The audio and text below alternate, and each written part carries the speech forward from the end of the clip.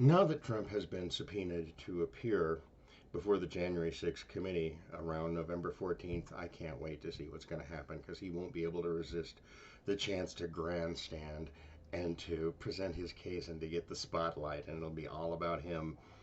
But I suspect that Rudy might advise him that he probably should just refuse to do so, and it will be interesting to see what happens.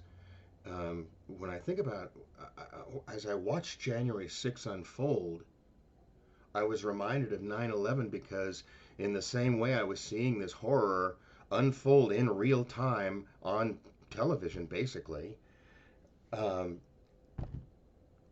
I was horrified. And you see some of the footage that we have now, and you look into the eyes of these people, and you hear what they're saying, and you come to understand the mindset that brought them there. And I remember Trump's speech right beforehand, him saying, "We're going to go down the street, down the boulevard, to the Capitol, and I'm going to be there with you." And that didn't happen. Through no fault of his own, he tried to get there. He tried to make his driver drive him to the Capitol. So, at least he's a man of his word. I can't help but thinking when I was seeing that, I was so enraged that we could have allowed this to happen, that security could have been so lax. Weren't that one cop was killed, one cop like died later?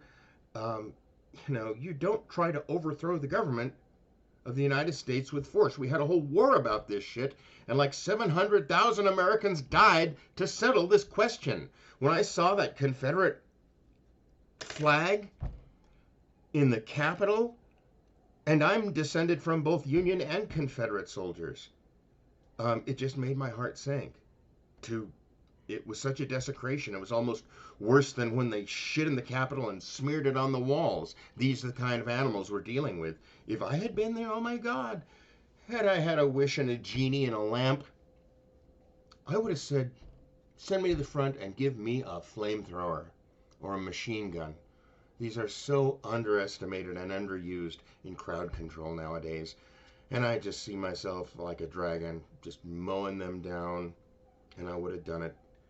And I think that those that did survive, that one woman was killed, uh, all those who went on trial in the old days, even maybe just 100 years ago, would have all been hanged for treason, insurrection, and attempting to overthrow the United States government and install Donald J. Trump, dictator for life.